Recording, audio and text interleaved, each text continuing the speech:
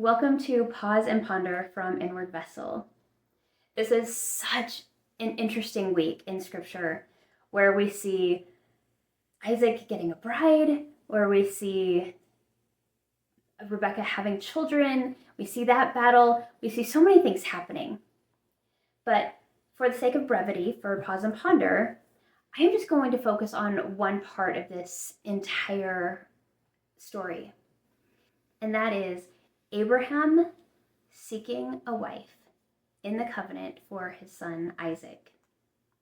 Now, Abraham asked his trusted servant to go to Haran, to his land of his family, to find the right bride for his son Isaac. And this journey, around probably 550 to 600 miles, would have taken about 3 weeks by camel. And they probably would have rested on the Sabbath day. This is a long journey. And the servant, back then, there's no social media, there are no cameras. He doesn't know who this family is. He doesn't know the woman he's looking for. He just goes on faith. And I love his prayer when he gets to the city. And he prays to the Lord. And in Genesis 24, verse 14, the servant prays, "Let it come to pass that the damsel to whom I shall say, 'Let down thy pitcher, I pray thee, that I may drink,' that she shall say, 'Drink, and I will give thy camels drink also.' Let her be the same that thou hast appointed for thy servant Isaac. And thereby shall I know that thou hast shown kindness unto my master." So this is quite a big ask. He brought 10 camels with him.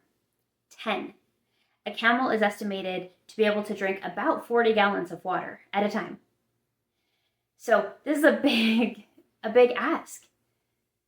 And he's waiting in the well. And then he sees this woman coming to the well.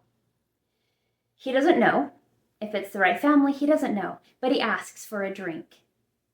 And I love this in verse 18. And she hasted. She hurried to get this man a drink. And when he had finished drinking, then she said, "I will draw water for thy camels also, until they have done drinking." Now again, this could be up to 40 gallons per camel, 400 gallons of water. And let's be generous and say maybe it's only 250 gallons of water. That is estimated to take potentially up to 2 hours to give them enough water with a 1-gallon pitcher. Now, of course, that's just an estimate. But the sacrifice that Rebekah makes for a stranger is just so inspiring to me. I wonder, did she have an inspiration? Did she receive some revelation to show this kindness to this stranger? And later we know that she chooses to go with him to meet Isaac. She chooses to go and be a bride to a man she's never met. So I wonder again, what kind of relationship did she have with the Lord? What answers was she given? What inspiration did she receive? And I keep going back to that service of watering the camels, how long that must have taken.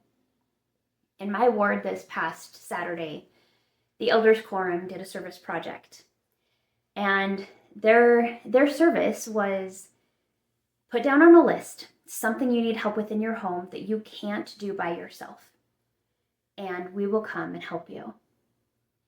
And I put down something that I haven't been able to figure out on my own that I thought would take maybe 20 minutes, half hour if things are hard. But I thought I was putting in something relatively simple, just something that I couldn't figure out.